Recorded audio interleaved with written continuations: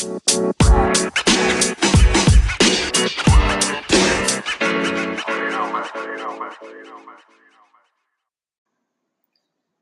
right, everyone. Welcome back to another episode of the Business Blast podcast. I'm your host, Tyler Wagner.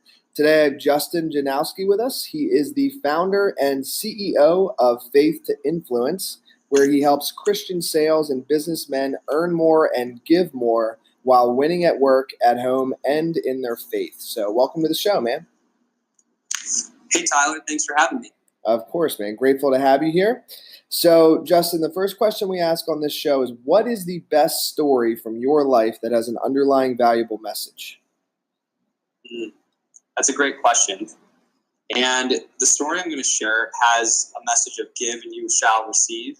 My wife and I got married in December of 2016, and we went on our honeymoon. 2 weeks later, we had paid for our wedding and our honeymoon in full, and we then moved to San Francisco after a 1-week return into Colorado Springs. So we went from living in one of the least expensive cities in the world to one of the most expensive cities in the world. And my wife had to leave her job, be in a job search, and we had just got married, just had all these bills. And for whatever reason, God just tugged on us during our honeymoon around the calling of giving. And my wife and I have created a theme for each year since we've been married. And the theme for 2017 was the year of radical giving. And it's something, like I said, God just called us to on our honeymoon. So when we came back, it felt like maybe the least convenient time of my life to give more, but we decided to double our giving from 10% to 20% in 2017, which really stretched us and challenged us. And there was even a point about halfway through the year where my wife, I came home from work and she was sitting on the couch and she had some notes written down on paper and she wanted to have a conversation with me and said, hey, based on where we're at right now, this is where I think we're going to be at financially at the end of the year. If we keep giving 20%, here's where we're going to be at if we give 10. And maybe we should scale back. It's been a challenging year. And I remember being really convicted. And it only took about a minute or two to sell her back on following through with our year of radical giving. We also fed somebody every day for a year, usually a homeless person on the streets of San Francisco. Sometimes we had people over for dinner, that sort of thing. But giving the 20% was most challenging, and we persisted. And in the fourth quarter of 2016, we had our greatest earnings quarter ever, and things really turned around financially for us in an exciting way, and we were provided with more than we could have ever imagined. And then in the first quarter of 2018, this year, my dad, who was 50 before, had a heart attack, which was a big shock to my wife, to me, and to all of our family and friends. Of course, we weren't expecting that. And I remember flying to Alaska and knowing that my parents were the type who couldn't really afford to go a couple months without a paycheck. My dad was going to go into this dangerous, scary surgery, triple bypass, and we had to figure out how were they going to move forward financially. And so I remember throughout the year of radical giving, just giving to every GoFundMe and every cause and every person that really felt important throughout the course of the year. Everyone who needed, we gave to. And when we started to GoFundMe for my dad after he had his heart attack, we raised $30,000 in 2 days. And Wow. So many wonderful things have happened as a result of that year and our giving. And so that's the lesson, and that's the story that's most relevant, most important, and on my heart is give and you shall receive. Wow.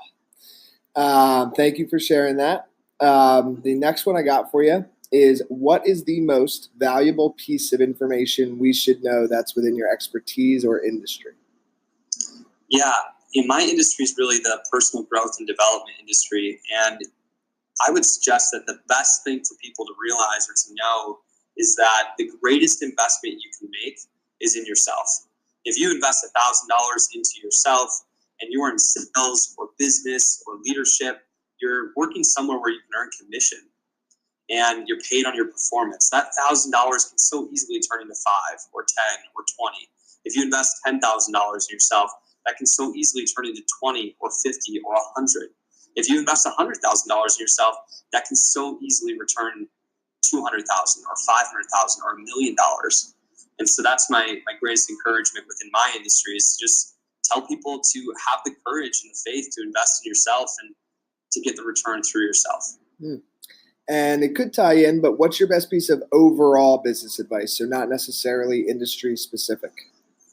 Yeah, so overall in business, my recommendation to people, my advice is to master asking great questions. I think the top salespeople, the top business people, the top entrepreneurs in the world are masters of asking great questions.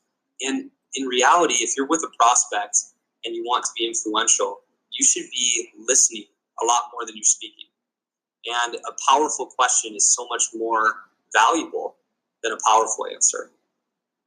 And if you could give your younger self one piece of advice, what would that be? Good question.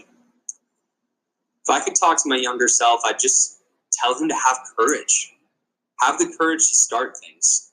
Have the courage to fail. Have the courage to learn through our failures and our lessons. Have the courage to stop doing things and move on to something that's more aligned. I think that when we have courage, especially in business, we're going to have a lot more success, a lot more fun. And in your opinion, what is the key to happiness? I think the key to happiness is to live on purpose, and maybe more important than that, to be grateful for every moment of our journey, including the bad ones. You know, we all have a set of good things and we all have a set of bad things, or things that don't feel so good that are happening in our life. And if we can find the gift and find a way to be grateful for all of the things that we're experiencing, we're going to have a greater deal of happiness, no matter what our circumstances are. And what is the best book that you've read, and what was the number one thing you learned from that? The best book I've read is You and Me Forever by Francis Chan. It's a book about marriage in light of eternity. It's interesting because my wife gave me this book, and I read the back cover, and I flipped to a random page and read a little bit, and I thought I disagreed with the book. I didn't want to read it. I had a significant amount of resistance. We actually had a fight, this is when we were engaged, about this book, why I didn't want to read it, and how she felt hurt that I didn't want to read it. And then, interestingly enough, when we went on our honeymoon, I don't know why, because the fight had kind of passed and we let it go, but I packed it in my bag. And it's the book that I read that really encouraged me to be bold, and be radical in our giving. And it created the year of radical giving, which created so many other things in our life. And there's one lesson beyond that it gave me, which is that my role as a husband to my wife is to help her become everything that God has created her to be, to lift her up in that. And her role as wife is to help me become everything God created me to be. I think it's a beautiful way to look at marriage. Mm-hmm. And then what is your favorite quote and why? My favorite quote is hard to share. Most of my quotes that I'm talking about regularly are movie quotes. I'm typically having some banter about The Big Lebowski or some other comedy that I enjoy. But if I'm thinking about something serious that's important to me, that's been on my mind a lot over the last year, it's a quote from Jesus, and he says, "Those who exalt themselves will be humbled, and those who humble themselves will be exalted." And that quote means a lot to me because it's a reminder not to let ego get in the way and to always be humble in the way that we show up, no matter how much success we have. Mm-hmm. Well, thank you so much for coming on, man. This was a really insightful episode. The last one I got for you is where can our audience best find you online? That's a great question. So our company, Faith2Influence, is spelled just as faith is, Faith, and the number 2 is in the middle, and then influence is INFLUENCE.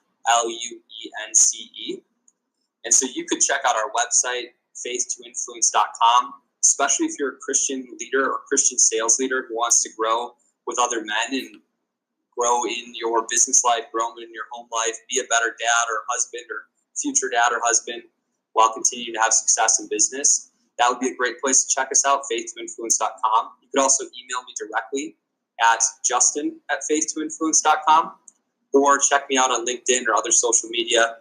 My name is Justin Janowski, just as it's spelled, just as it sounds. And you can easily find me, connect with me in that way. Perfect. Thanks again for coming on, man. Thanks for having me, Tyler. Have a good one. The podcast you just heard was made using Anchor. Ever thought about making your own podcast? Anchor makes it really easy for anyone to get started. It's a one-stop shop for recording, hosting, and distributing podcasts. Best of all, it's 100% free. Sign up now at anchor.fm/new. That's anchor.fm/new to get started.